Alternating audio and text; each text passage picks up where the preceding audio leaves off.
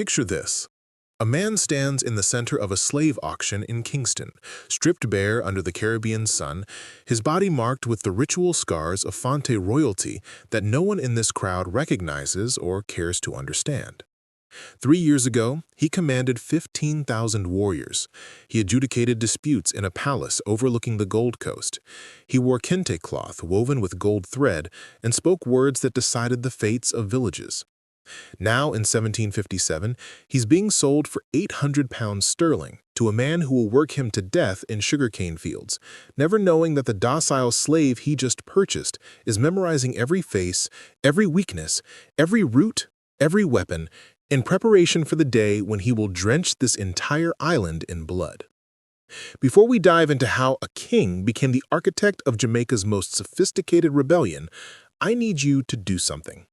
Tell us where you're tuning in from, and if this story touches you, make sure you're subscribed, because tomorrow I've saved something extra special for you. This is the story of Kofi Abarante, the Fonte king who transformed from royalty to property to revolutionary general in less than 5 years. A man so patient he smiled while being whipped, so strategic he turned Sunday religious gatherings into military briefings, and so sophisticated in his organizational methods that he created an intelligence network spanning 40 plantations across 3 parishes. What happened in Jamaica between 1760 and 1761 wasn't just a slave revolt. It was a calculated military campaign executed with precision that rivaled European armies, orchestrated by a man who understood that vengeance served cold is vengeance served completely. The question that will haunt this entire story is simple but devastating. What if one woman hadn't betrayed the conspiracy 15 minutes before it began? What if a house slave named Rebecca hadn't warned Thomas Ballantine that armed men were approaching his estate? Would Kofi have succeeded in taking Spanish Town and establishing the first free African kingdom on British colonial soil? Would the course of Atlantic slavery have been fundamentally altered? 15 minutes. One whispered warning, one woman's fear overcoming years of careful planning. That's all that stood between slavery's continuation and its potential collapse in the Caribbean's richest colony. The transformation from king to slave began not with chains, but with miscalculation. Kofi Abarante ruled a substantial Fonte territory near Cape Coast in what the British called the Gold Coast.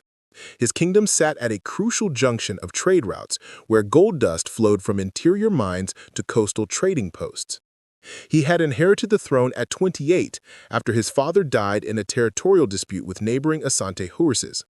For 7 years, he maintained his kingdom's independence through a combination of diplomatic marriages, strategic alliances with Dutch traders, and a reputation for military competence that made potential enemies think twice before testing his borders.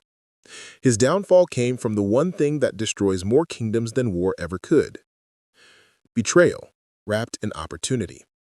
In early 1757, a rival Fonte chief named Nkrumah approached Kofi with intelligence about an Asante raiding party planning to pass through their shared border region. Nkrumah proposed a joint ambush that would not only eliminate the threat, but capture valuable prisoners who could be ransomed back to Asante leadership.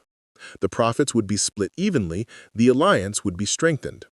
It was the kind of pragmatic cooperation that had sustained Fonte independence for generations.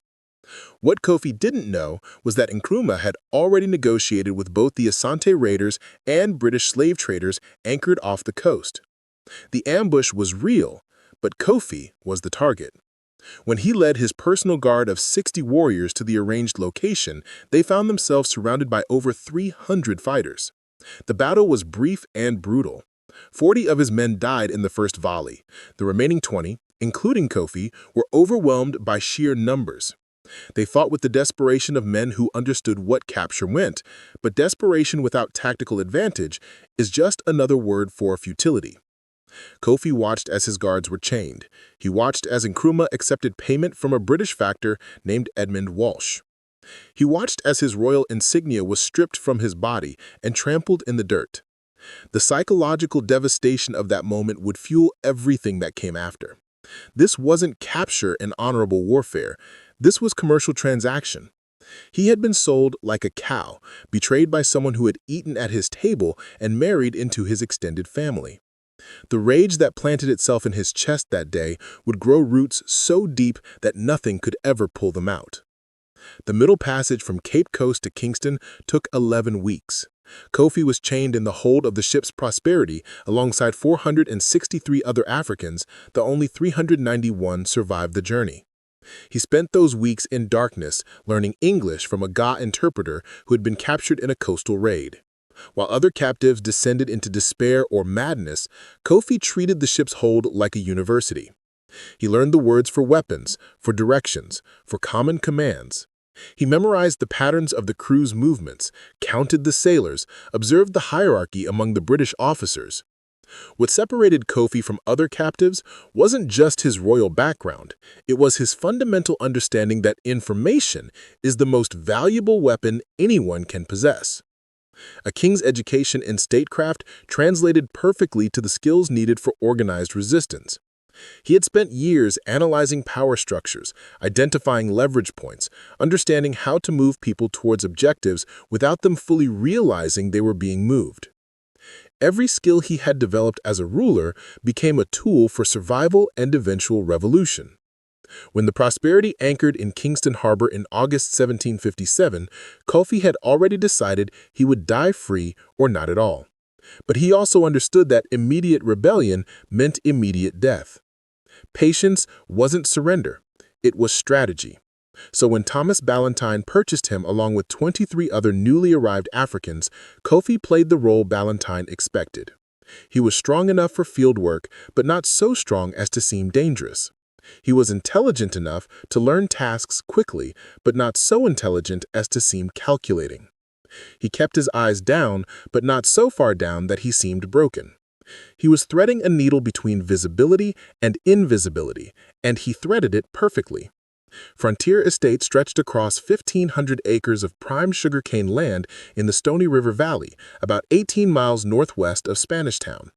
Ballantine ran his plantation with the efficient brutality of a man who saw enslaved Africans as agricultural machinery that occasionally needed maintenance through violence. He owned 247 slaves, ranging from infants to elderly field workers no longer capable of heavy labor. His overseer, a Scotsman named Duncan MacLeod, enforced discipline through a combination of systematic whippings and strategic humiliation designed to break any sense of collective identity among the enslaved population. But Ballantine made the fatal error that would eventually cost him everything. He was so obsessed with sugar production and profit margins that he paid attention to output rather than the people producing it. He knew how many hogsheads of sugar his estate produced each season. He knew the market prices in London down to the shilling. He knew which fields yielded best and which required more fertilization. What he didn't know was that the quiet African he'd purchased at auction and assigned to gang labor was spending every waking moment studying. Preparing and narrating this story took us a lot of time, so if you are enjoying it, subscribe to our channel. It means a lot to us. Now back to the story. The plantation's operations with the analytical mind of someone trained to govern. Kofi worked in the cane fields for 6 months without incident, learning everything he could. He learned the plantation's geography with the precision of a military cartographer. The main house sat on a hill overlooking the works, accessible by 2 roads that could be blocked. The overseer's pottage stood isolated near the eastern fields, vulnerable from 3 directions. The sugar works where cane was processed operated around the clock during grinding season with minimal security. Weapons were stored in the main house's cellar with a lock that could be broken with the right tools. The plantation's horses were kept in stables that had sight lines to the main road, useful for early warning of approaching reinforcements. More importantly, he learned about the people. Frontier Estate slave population included 27 other Akan speakers, 16 from various Congo regions, 11 Igbo, and dozens more from ethnicities spread across West and Central Africa. The linguistic and cultural diversity that Ballantine saw as insurance against unified revolt, Kofi saw as a resource. Each cultural group brought specific knowledge. Akan speakers understood hierarchical military organization. Igbo individuals brought metallurgical skills useful for weapon manufacturing. Congo people maintained spiritual practices that could serve as cover for organizational meetings. By February 1758, 6 months after his arrival, Kofi had identified the 5 most crucial people he needed to recruit first. The first was Kwasi, an Asante warrior who'd been captured in the same raid that took Kofi. Kwasi recognized the ritual scars on Kofi's chest that marked him as Fonte royalty and had maintained respectful distance. When Kofi finally approached him during Sunday rest period, speaking in their shared Akan language, the conversation was brief. Kwasi had been waiting for someone to organize resistance. He brought tactical military knowledge and the physical presence that commanded respect in confrontational situations. The second crucial recruit was harder but more important. Nani Akosua was a woman in her 40s who'd been enslaved for nearly 20 years. She served as an Obeah woman, a spiritual practitioner who maintained traditional African religious practices adapted to Jamaican circumstances. Her spiritual authority gave her influence across ethnic boundaries. Slaves came to her for healing, for spiritual guidance, for rituals marking births and deaths. What Ballantine and MacLeod saw as harmless superstition was actually a communication network touching nearly every slave in the valley. When Nani Akosua conducted ceremonies, she wasn't just performing rituals, she was facilitating information exchange invisible to white overseers who dismissed African spirituality as primitive nonsense. Kofi approached her with proper respect, acknowledging her spiritual authority while presenting his plan in terms of divine mandate. He spoke of Nyame, the Akan supreme deity, calling him to restore proper order. He described dreams that aligned with traditional divination practices. He positioned the planned revolt not as secular rebellion, but as sacred obligation. Nani Akosua studied him for several minutes before agreeing, but she added one non-negotiable condition: no unnecessary killing of women or children. Strategic violence was acceptable, revenge murders were forbidden. Kofi agreed immediately, understanding that moral authority would be crucial for maintaining unity among conspirators from different cultural backgrounds. The third key recruit was Cudjoe, a man in his early 30s who worked as a plantation blacksmith. His value was purely practical. Any revolt required weapons beyond improvised agricultural tools, and Cudjoe had access to iron, forges, and the skills to manufacture spear points, repair firearms, and create basic blades. He also had relatively unsupervised time in his workshop where meetings could occur without arousing suspicion. Cudjoe had been born in Jamaica to parents from the Mandinka regions. He spoke English fluently, making him valuable as an interpreter for planning sessions that included people with limited shared language. The fourth recruit was Apongo, an elderly man who had once served as a military commander in the kingdom of Dahomey before being captured during a failed campaign. He was too old for heavy field labor and worked primarily in the provision grounds, where slaves grew their own supplementary food. His value was strategic rather than physical. He had commanded troops in actual warfare and understood principles of military organization that Kofi, despite his royal background, had never personally applied on a battlefield. Apongo would become the revolt's tactical planner, translating Kofi's strategic vision into operational details. The fifth and final core conspirator was someone Kofi recruited despite significant risk. Her name was Abena, and she worked as a domestic servant in Ballantine's main house. Her position made her extraordinarily valuable for intelligence, but also made her the most likely to betray the conspiracy if her loyalty wavered. Abena had access to information no field slave could obtain. She overheard conversations between Ballantine and visiting planters. She knew which neighbors had militia training. She understood the governor's movements because Ballantine corresponded with colonial administration. Most crucially, she knew exactly where weapons were stored and how to access them. Kofi spent 3 months evaluating Abena before making direct contact. He observed how she interacted with other slaves, whether she informed on minor infractions, how she responded to cruelty directed at others. When he finally approached her during a market day in the nearby town where slaves occasionally received permission to sell produce, his pitch was carefully calibrated. He didn't appeal to abstract concepts of freedom.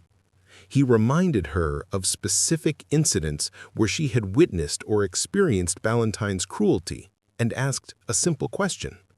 Would she rather die trying to end this or die knowing she had accepted it? She agreed to join the conspiracy that same day. These 5 individuals became the leadership council around which everything else would be built. But creating a conspiracy capable of overthrowing British colonial authority in Jamaica's interior required more than 5 committed people. It required a sophisticated organizational structure that could coordinate across dozens of plantations, maintain absolute secrecy despite the constant risk of betrayal, and prepare for military operations that would shock the colonial administration with their precision and scale. What Kofi built over the next 2 years was nothing less than a shadow government operating invisibly within the slave system, preparing for the day when invisibility would transform into unavoidable violence. The genius of Kofi's organizational strategy lay in understanding something that European colonists never grasped about enslaved Africans. They weren't blank slates stripped of culture and capability by the Middle Passage. They were people who carried sophisticated social technologies in their minds, organizational frameworks developed over centuries that could be adapted to new circumstances. The Akan societies of West Africa had created complex political structures, including hierarchical military systems, oath-bound secret societies, and communication methods that operated through cultural practices invisible to outsiders. Kofi didn't invent revolutionary organization from nothing. He translated existing frameworks into a new context. The foundation of everything that followed was built on a concept from Fonte political culture called the Asafo companies. In Gold Coast societies, these were military and civic organizations that combined social bonding, religious ritual, and martial training into integrated systems. Each company had its own hierarchy, its own symbols, its own songs and dances that served both ceremonial and practical communication functions. Young men were initiated through elaborate rituals that created psychological bonds stronger than mere friendship. They learned to move in coordinated formations, to respond to specific drum patterns with specific actions, to maintain secrecy about internal company matters even under pressure. Kofi rebuilt this system in Jamaica with modifications for security and circumstances. Instead of open companies competing for prestige, he created covert cells operating across plantation boundaries. Each cell had a leader responsible for recruitment, training, and maintaining communication with central leadership. The cells were organized geographically by plantation, but also culturally by ethnic background, allowing traditional practices to serve as organizational cover. An Akan cell could meet under the pretense of cultural festival preparation. A Congo cell could gather for religious ceremonies. An Igbo cell could organize around craft production. Each group maintained its own identity while coordinating through Kofi's central command. Recruitment followed strict protocols designed to minimize infiltration risk. Potential members were observed for months before any approach. Kofi and his core leadership council evaluated each candidate across multiple criteria. Physical courage was assessed through observations of how they responded to punishment or confrontation. Loyalty to fellow slaves was measured by whether they informed on minor infractions or maintained silence. Hatred of the system was evaluated through reactions to specific cruelties. Crucially, they looked for people who controlled their anger rather than expressing it impulsively. Rage without discipline was useless for conspiracy. They needed cold fury that could wait for the right moment. The actual recruitment approach was calibrated to each individual's psychology and circumstances. For some, it began with Nani Akosua inviting them to spiritual ceremonies that gradually revealed their revolutionary nature. For others, Kwasi made direct appeals based on shared warrior culture backgrounds. For others, Cudjoe engaged them through practical discussions about metalwork that slowly introduced weapons manufacturing. The process could take weeks or months, with multiple touchpoints designed to build trust gradually while providing opportunities to withdraw if doubts emerged. Once recruited, new members underwent initiation rituals adapted from multiple African traditions. These weren't mere symbolic gestures. They were sophisticated psychological operations designed to create unbreakable bonds and overcome the divisions that slavery deliberately fostered. The ceremonies occurred deep in Jamaica's interior forests during new moon periods, when darkness provided maximum cover. Initiates traveled separately to remote locations using routes memorized from verbal instructions, ensuring that even if one person was captured and tortured, they couldn't reveal how others reached the site. The rituals themselves combined elements that would have been recognizable to anyone from West or Central African societies. Blood oaths where participants mingled their blood created literal kinship bonds. Ritual scarification marked members with symbols that identified them to each other while remaining invisible to whites who didn't understand their significance. Sacred objects were distributed, small carved figures or woven tokens that served as identification and communication tools. Most powerfully, participants spoke vows before witnesses invoking specific deities and ancestors, calling down supernatural consequences for betrayal. For people who genuinely believed in these spiritual powers, the psychological binding was absolute. These spiritual elements served multiple practical functions beyond creating loyalty. They established authority structures that transcended the artificial hierarchies of plantation life. A field slave who might have no status in the eyes of white overseers could be a cell leader with genuine power within the conspiracy. The rituals also created shared language and symbols that allowed members to identify each other and communicate in plain sight of authorities. A particular way of tying a headscarf, a specific pattern of drum beats during Sunday gatherings, even the arrangement of tools in a work area could convey messages to those trained to recognize them. Nani Akosua's role in this spiritual infrastructure was absolutely crucial. Her obia practice gave her legitimate reasons to hold ceremonies that served as cover for conspiracy meetings.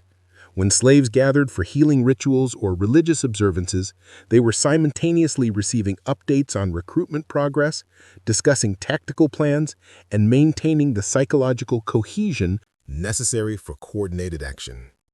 The British colonial authorities were aware of obia and periodically made gestures toward suppressing it, but they fundamentally misunderstood its nature. They saw primitive superstition when they should have seen sophisticated communication networks.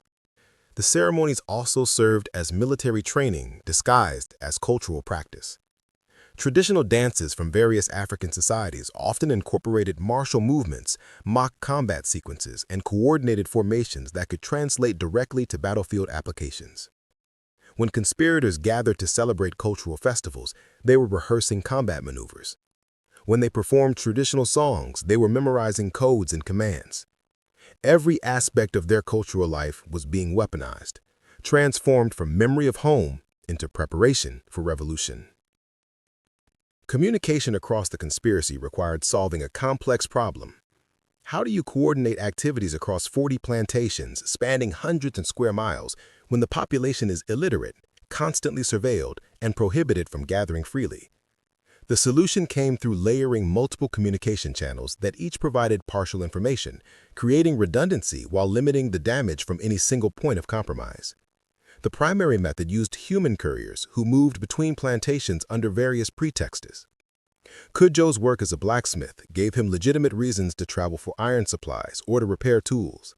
Nani Akosua visited other estates to perform healing ceremonies. Some conspirators had passes allowing them to visit spouses on neighboring plantations, a common practice that owners permitted to encourage reproduction. These couriers carried messages encoded in methods that would be meaningless to anyone intercepting them. A particular pattern of cowrie shells strung together conveyed tactical information to those who understood the code. Songs with specific lyrics indicated readiness levels or warning of compromised security. Even food items could serve as messages, with different combinations of provisions indicating different operational statuses. The system was remarkably sophisticated, drawing on mnemonic techniques and symbolic languages that predated literacy in many African societies. For more complex communications requiring detail, the conspiracy developed what modern intelligence agencies would recognize as a dead drop system. Specific locations on various estates served as message exchange points. A hollow tree on Frontier Estate's northern boundary. A particular stone in a provision ground wall on Trinity Estate. A gap beneath a water trough at Haywood Plantation. Couriers would deposit encoded messages, and designated cell leaders would retrieve them during normal work activities. The locations changed on a schedule known only to leadership, preventing routine surveillance from compromising the system. Abina's position in Ballantine's household gave the conspiracy access to intelligence that proved invaluable for planning. She systematically gathered information that field slaves could never obtain. When Ballantine hosted dinner parties for neighboring planters, she served food while memorizing conversations about militia readiness, political tensions with the Maroon communities, and gossip about which estates had recently purchased weapons. When correspondents arrived from Spanish Town, she noted which officials were communicating with her master and what topics concerned the colonial administration. She couldn't read the letters themselves, but she observed patterns in Ballantine's reactions and could identify urgent versus routine communications. Most crucially, Abina provided detailed intelligence about Frontier Estate's defensive vulnerabilities and the exact locations of weapons. She sketched floor plans in the dirt during clandestine meetings with Kofi, using stones to represent furniture, and scratched lines to show doors and windows. She described the routines of the household staff, identifying windows of opportunity when the main house would be most vulnerable. She knew which weapons were kept loaded, which required powder and shot, and where the key to the weapons cabinet was hidden. This granular operational intelligence would prove essential when the time came for action. Weapons acquisition occurred through multiple, simultaneous channels, each designed to be sustainable without triggering alarm. Kudjo's blacksmith operation became a covert weapons manufactory operating in plain sight. Officially, he repaired broken tools and manufactured replacements for plantation equipment. Actually, he was systematically creating spear points, blade weapons, and metal components that could transform agricultural implements into combat tools. A machete used for cutting cane could be subtly modified with a sharper edge and better balance. A hoe could be fitted with the spear point and transformed into a pike. Nails and iron fittings could become arrowheads. The materials came from multiple sources to avoid detection. Some iron was diverted from legitimate plantation supplies, in quantities too small to notice. Some came from salvaging broken equipment, with useful metal recycled into weapons. Some was actually purchased by free blacks who were part of the extended conspiracy network, bringing iron to Kudjo under the pretext of requesting tools.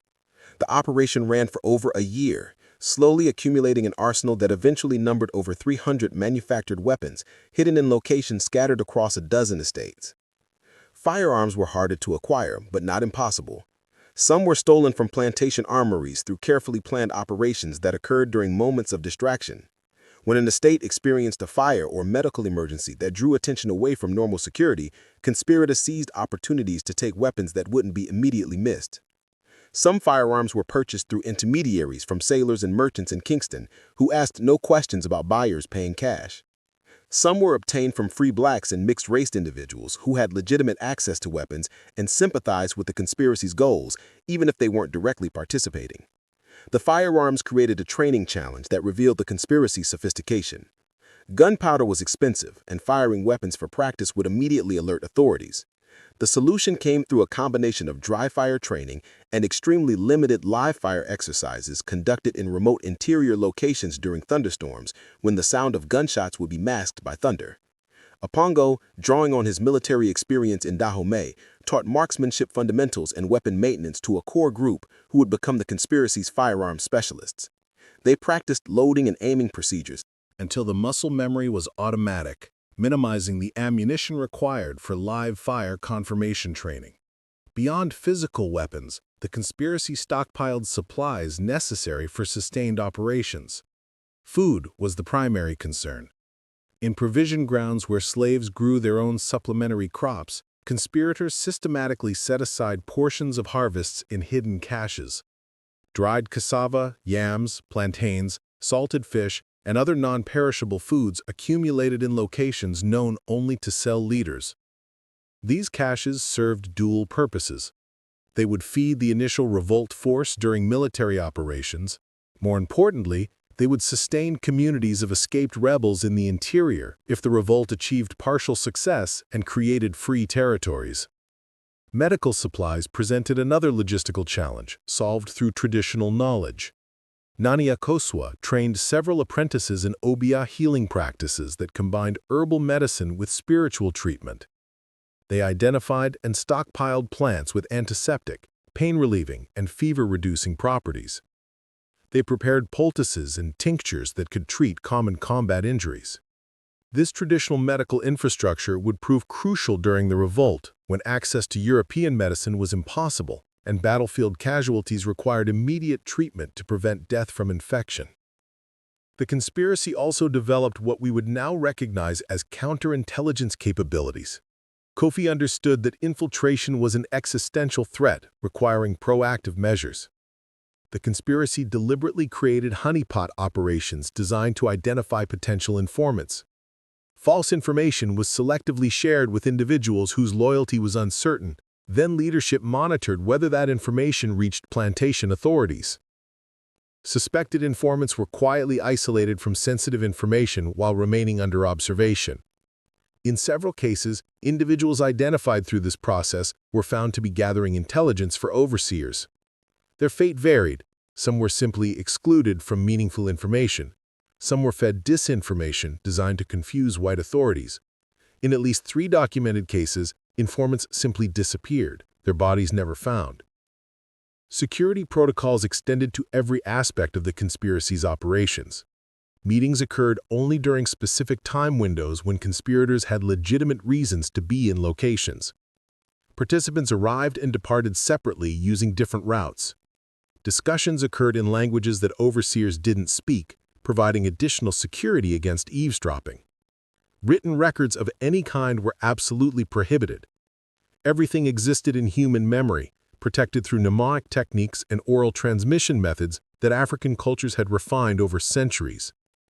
The conspiracy was essentially anti-forensic by design, leaving no documentary evidence that could be discovered and used to unravel the network. By early 1760, 3 years after Kofi's arrival in Jamaica, the conspiracy had grown to encompass approximately 800 active participants across 43 plantations in Port Royal Parish and adjacent areas. The numbers were deliberately kept manageable. Mass recruitment would have been impossible to secure.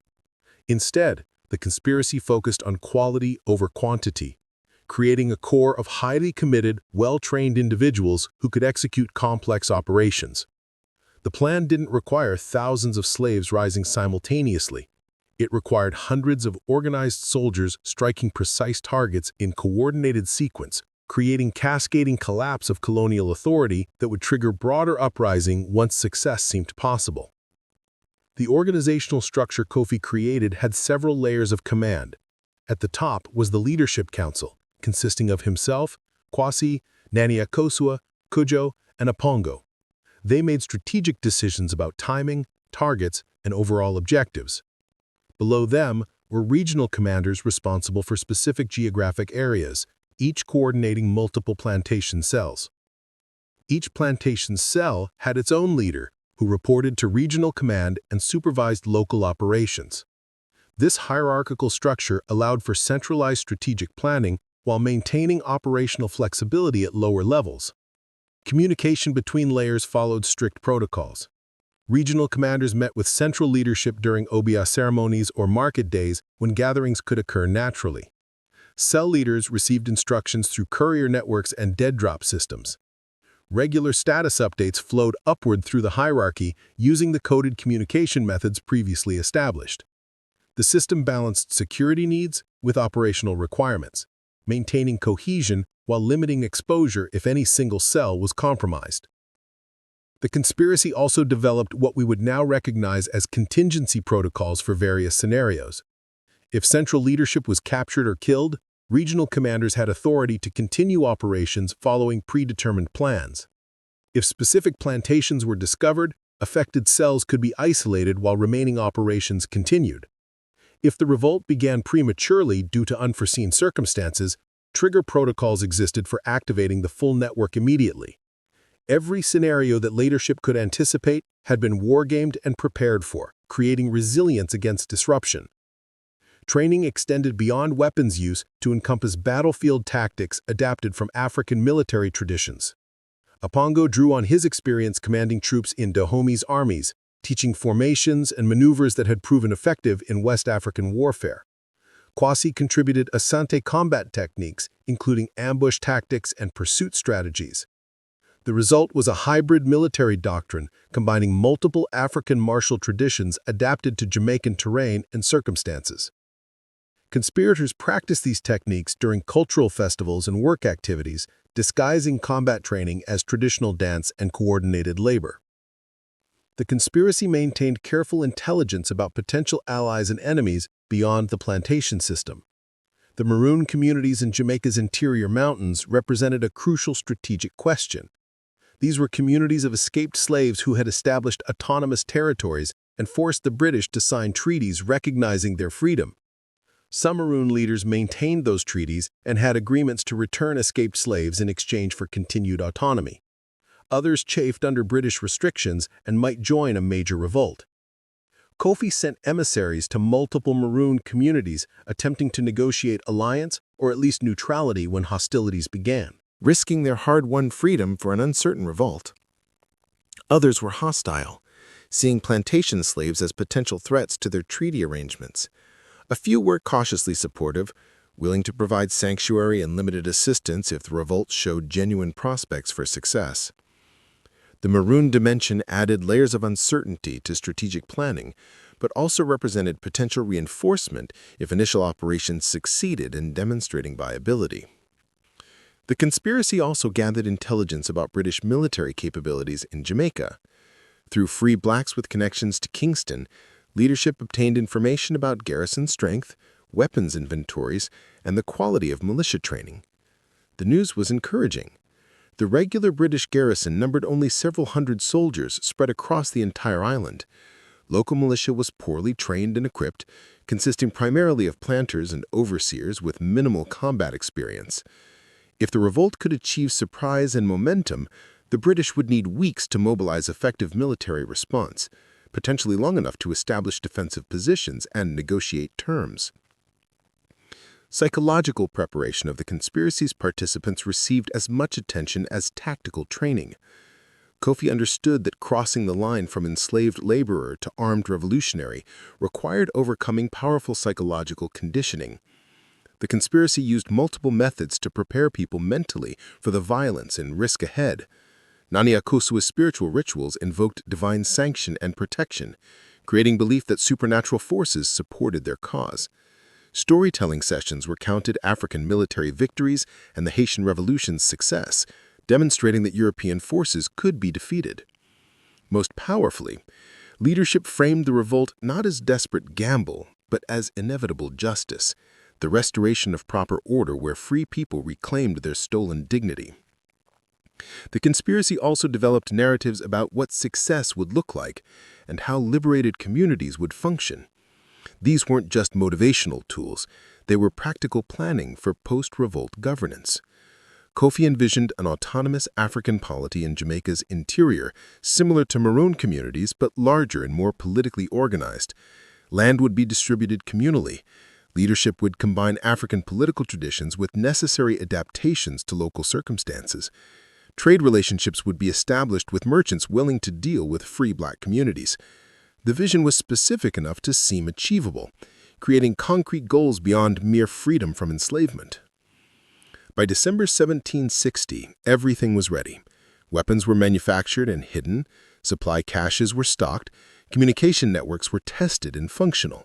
Intelligence gathering had identified vulnerabilities in colonial defenses. The conspiracy had grown as large as security permitted, and any further delay risked discovery.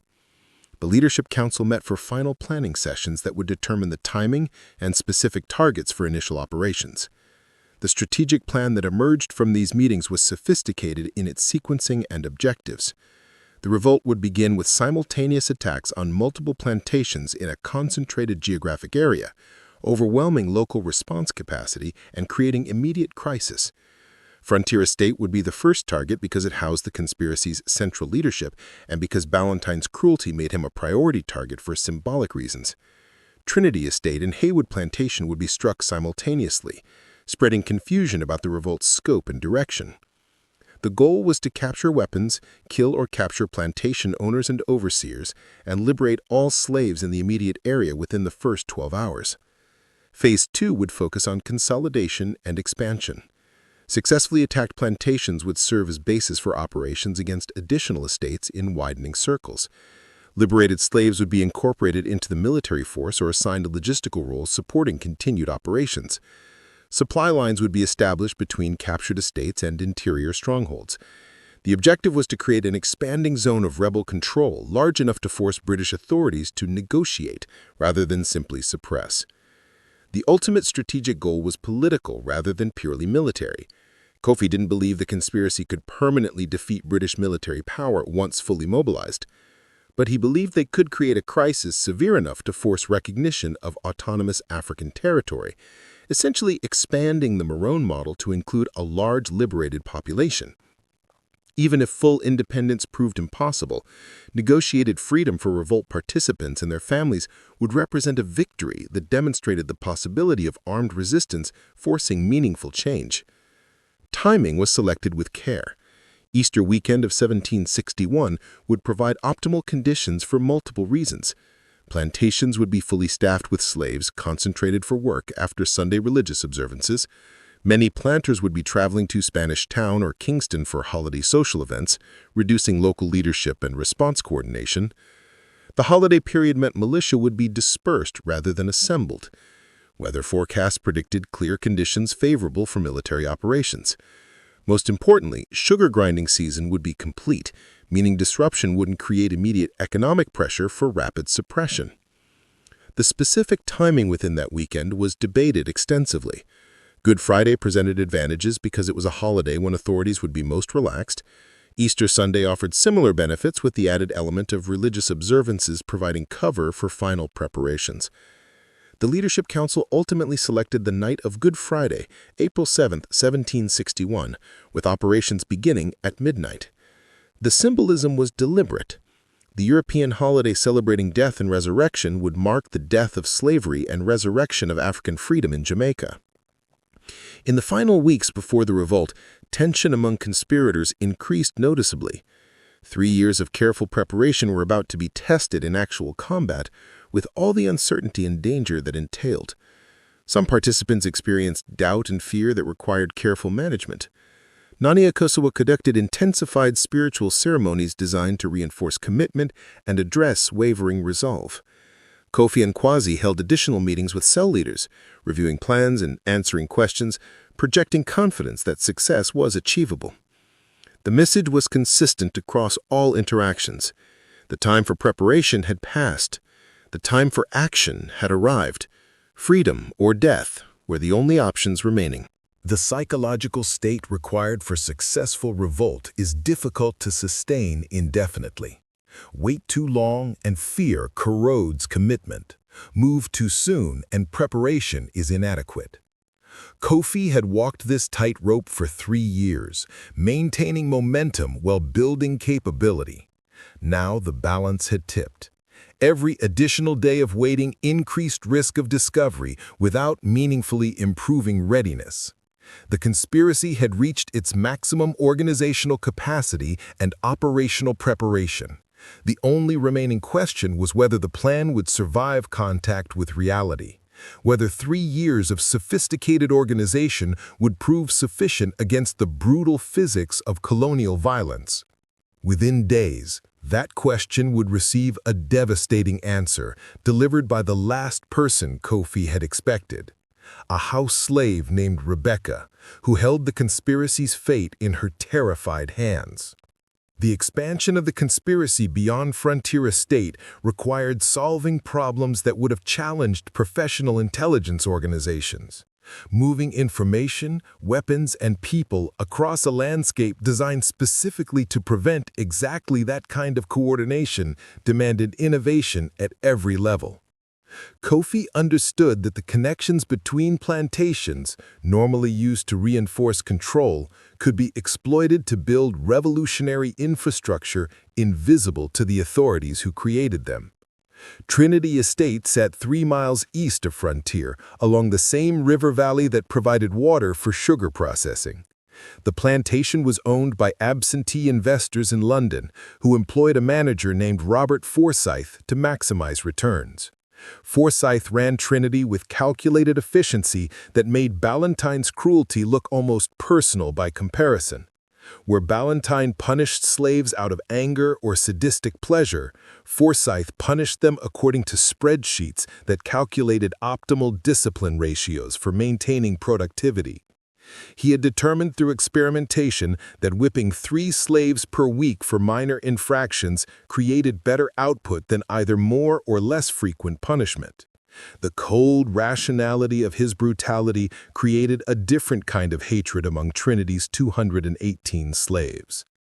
The first contact with Trinity Estate came through a woman named Amma, who worked in the plantation's weaving operation producing cloth for slave clothing.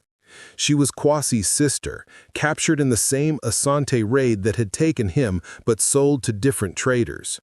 They had been separated for 3 years before discovering they were both in Jamaica, enslaved within miles of each other. The reunion occurred during a market day when slaves from multiple estates gathered to trade provisions.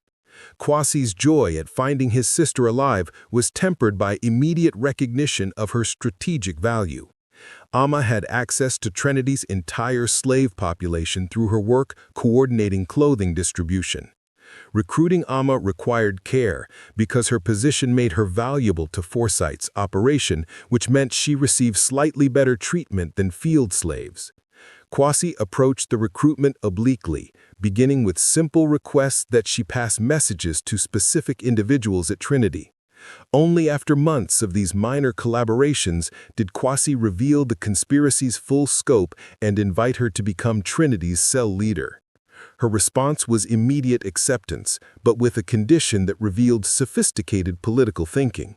She would recruit at Trinity only if the conspiracy committed to prioritizing freedom for women and children, not just military-aged men. Amma demanded explicit guarantees that liberated communities would provide safety and autonomy for women equal to what men received. Kofi agreed without hesitation, recognizing both the moral necessity and the practical reality that excluding half the population from liberation's benefits would doom any post-revolt society to internal conflict. Through Amma, the Trinity cell grew to include 47 members by mid-1760. Because the estate emphasized cloth production alongside sugar cultivation, it employed more skilled artisans than typical plantations. Weavers created cloth that could be fashioned into flags and identifying markers. Carpenters who maintained buildings understood structural vulnerabilities useful for assault planning. Provision ground workers knew every path through the surrounding terrain, knowledge that would prove crucial for movement between estates during operations. Haywood Plantation presented different challenges. Located 6 miles northwest of Frontier in hillier terrain, Haywood operated as a mixed agricultural operation, producing coffee, provisions, and timber alongside smaller sugar operations. The estate's owner, Malcolm Haywood, was a third-generation Jamaica planter whose family had accumulated wealth both through plantation agriculture and slave trading. He maintained closer relationships with his managerial staff than many absentee owners, making Haywood more attentive to security concerns. The initial penetration of Haywood came through Cudjoe's blacksmith network. Haywood's estate blacksmith was a man named Kofi, who had been trained by Cudjoe before being sold to Haywood 5 years earlier. The two maintained contact through legitimate business channels, with Kome occasionally visiting Frontier to borrow specialized tools or consult on complex metalwork. These visits provided cover for recruitment conversations that occurred in the privacy of Cudjoe's workshop. Kome's recruitment took over a year because his situation was complicated by family vulnerabilities. He had a wife and 3 young children. Joining the conspiracy meant risking not just his own life, but theirs. Cudjoe addressed this concern directly by explaining that the revolt's success would liberate his children, while its failure would condemn them to multi-generational enslavement. Kome eventually agreed, but insisted that his family be evacuated to interior safe locations before operations began, a request that Kofi approved and incorporated into operational planning. Through Kome, the Haywood Cell developed specialized capabilities. Haywood's timber operations meant slaves had access to axes, saws, and other tools useful as weapons. The estate's hillier terrain required extensive knowledge of mountain paths and interior routes, making Haywood conspirators valuable guides for potential retreat into defensible interior positions. Haywood also employed several slaves as hunters, who regularly traveled into the forests, giving them detailed knowledge of terrain and survival techniques crucial if the revolt required extended guerrilla operations. The expansion pattern continued across Port Royal Parish and into adjacent areas. Each new plantation required customized approaches based on its specific characteristics, the personality of its owner or manager, and the composition of its enslaved population. Some estates joined willingly, while others required persuasion and even threats before consenting to participate. The conspiracy through kinship networks, as relatives discovered each other across plantation boundaries.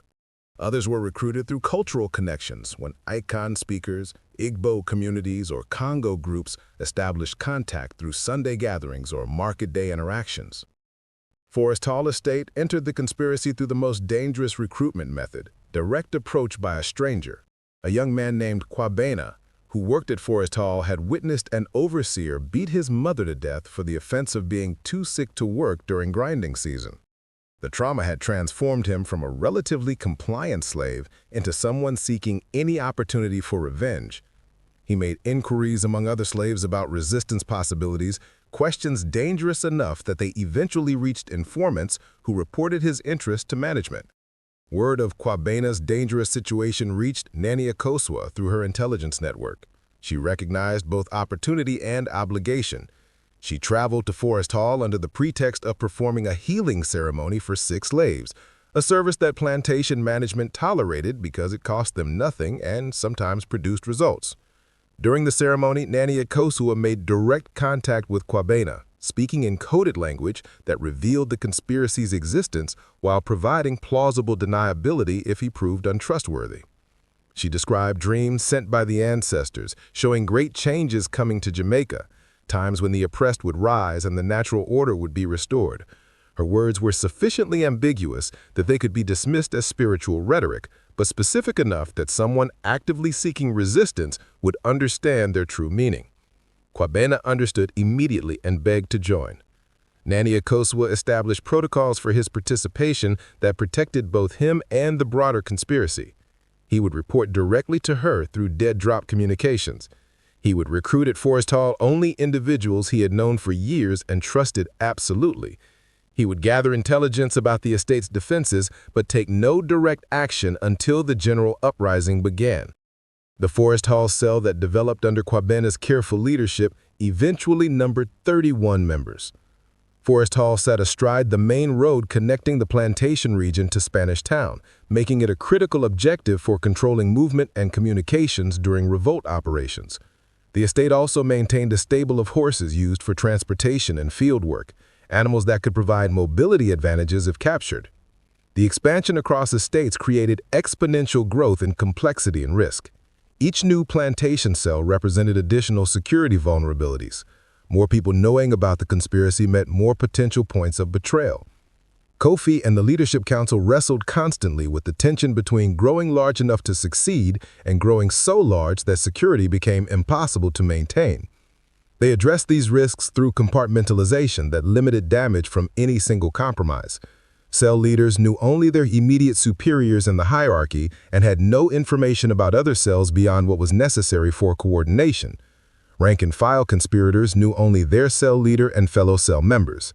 Strategic information about timing and overall objectives was restricted to the Central Leadership Council and regional commanders. Weapons caches were distributed so that discovery of one location wouldn't reveal others. The conspiracy also developed internal security measures. Suspected informants were fed false information to test whether it reached plantation management. Background checks on potential recruits involved months of observation.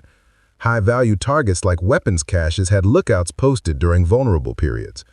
Naniakosua's spiritual authority was leveraged to create belief that betrayal would bring supernatural consequences. Despite these precautions, security breaches occurred. In early 1760, a slave named Marcus at Belvedere Sugar Works approached his overseer with information about suspicious activities. Marcus reported seeing slaves from different estates meeting secretly in the forests and discussing weapons. The overseer, a relatively inexperienced young man named Thomas Webb, didn't take the report seriously, dismissing it as exaggerated tales about normal slave socializing.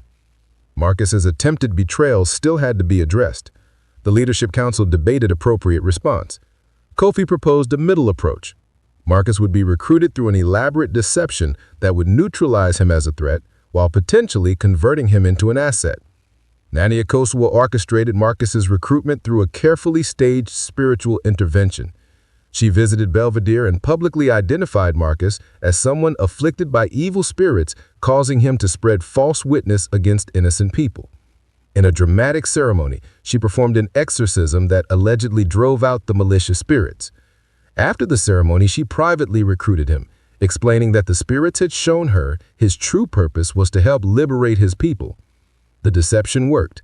Marcus joined the conspiracy and became a productive member of the Belvedere cell, though he was never given access to sensitive information.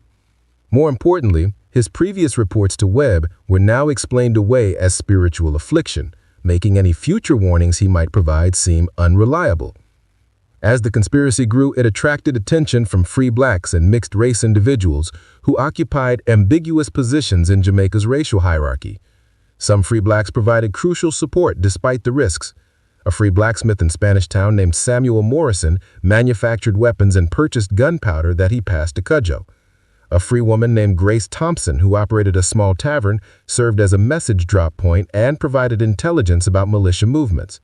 A mixed-race carpenter named James Sterling used his freedom of movement to carry messages between estates while ostensibly traveling for construction work.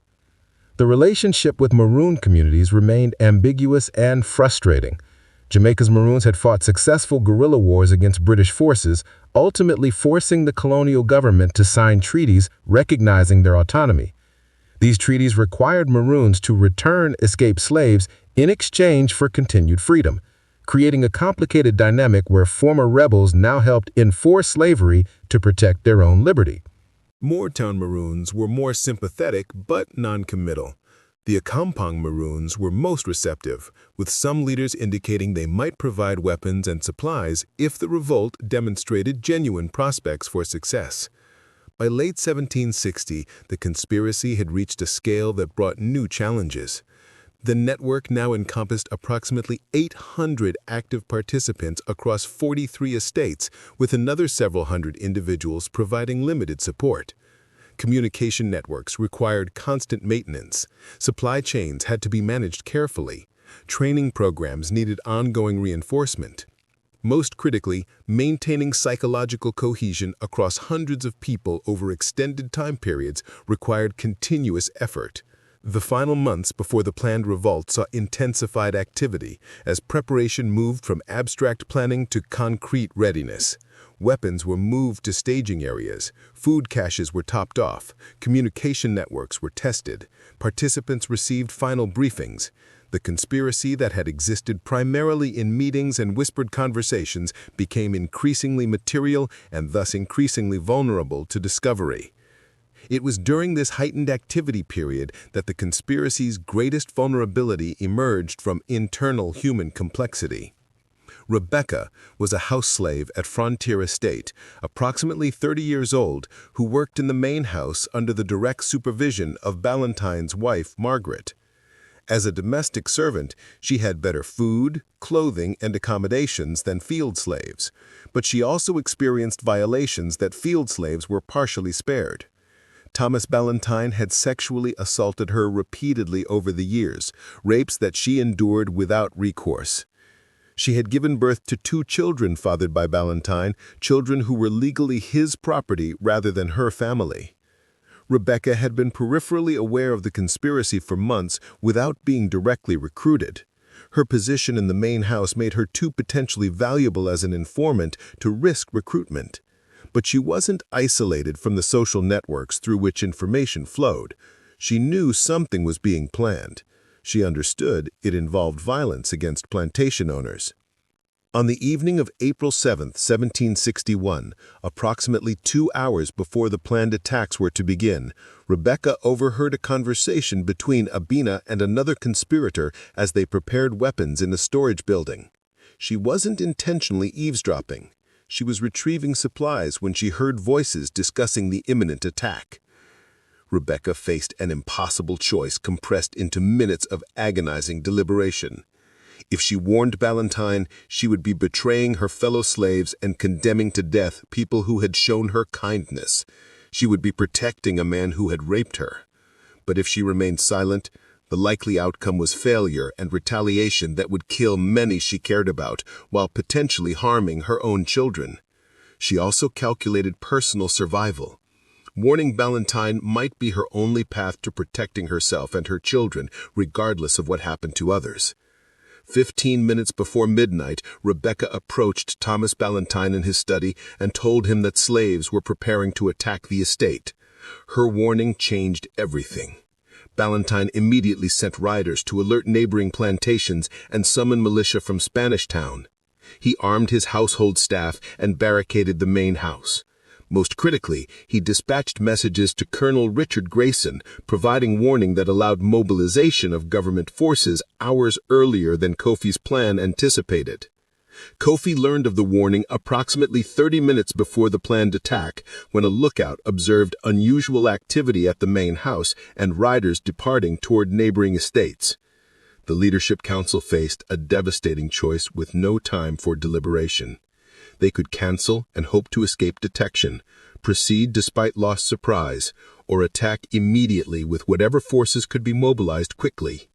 Kofi made the decision that would define everything that followed. They would attack immediately with forces already in position, focusing on Frontier Estate to eliminate the source of the warning. Messengers were dispatched with extreme urgency to activate cells at Trinity and Haywood to proceed with simultaneous attacks as originally planned. It was a calculated gamble born from desperation and the understanding that retreat meant certain discovery and execution. The conspiracy's fate would be decided in the next few hours through violence that 3 years of careful planning hadn't been able to prevent. Up next, you've got 2 more standout stories right on your screen. If this one hit the mark, you won't want to pass these up. Just click and check them out.